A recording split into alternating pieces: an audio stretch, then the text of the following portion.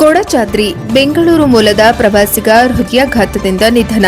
ಹೊಸನಗರ ತಾಲೂಕಿನ ಪ್ರಸಿದ್ಧ ಪ್ರವಾಸಿ ತಾಣಗಳಲ್ಲಿ ಒಂದಾದ ಕೊಡಚಾದ್ರಿ ಸಮೀಪ ಪ್ರವಾಸಿಗನೊಬ್ಬ ಹೃದಯಾಘಾತಕ್ಕೆ ಒಳಗಾಗಿ ಸಾವು ಕಂಡ ಘಟನೆ ಸಂಭವಿಸಿದೆ.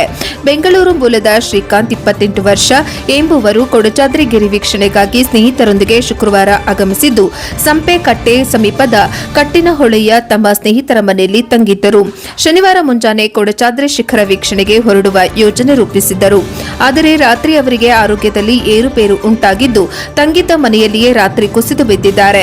ಕೂಡಲೇ ಅವರನ್ನ ಹೊಸನಗರ ಸರ್ಕಾರಿ ಆಸ್ಪತ್ರೆಗೆ ಕರೆತರಲಾಗಿದೆ. ಶ್ರೀಕಾಂತ್ ಹೃದಯಾಘಾತದಿಂದ ಸಾವನ್ನಪ್ಪಿರುವುದಾಗಿ ವೈದ್ಯರು ಖಚಿತಪಡಿಸಿದ್ದಾರೆ. ಮೃತ ಶ್ರೀಕಾಂತ್ ಮೃತದೇಹವನ್ನ ಹೊಸನಗರ ಸರ್ಕಾರಿ ಆಸ್ಪತ್ರೆ ಶವಾಗಾರದಲ್ಲಿ ಇರಿಸಲಾಗಿದೆ. ಕುಟುಂಬಸ್ಥರು ಬಂದ ಬಳಿಕ ಮುಂದಿನ ಪ್ರಕ್ರಿಯೆ ನಡೆಯಲಿದೆ. ನಗರ ಪೊಲೀಸ್ ಠಾಣಾ ವ್ಯಾಪ್ತಿಯಲ್ಲಿ ಪ್ರಕರಣ ದಾಖಲಾಗಿದೆ.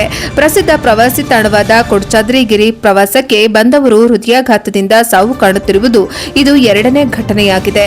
ಈ ಹಿಂದೆ ನಿರ್ಮಾಪಕ ಭಾಮಾ ಹರೀಶ್ ಅವರ ಮಗ ಕೊಡಚಾದ್ರಿ ಗಿರಿ ಪ್ರವಾಸಕ್ಕೆ ಬಂದು ಹೃದಯಾಘಾತದಿಂದ ನಿಧನ ಹೊಂದಿದ್ದರು.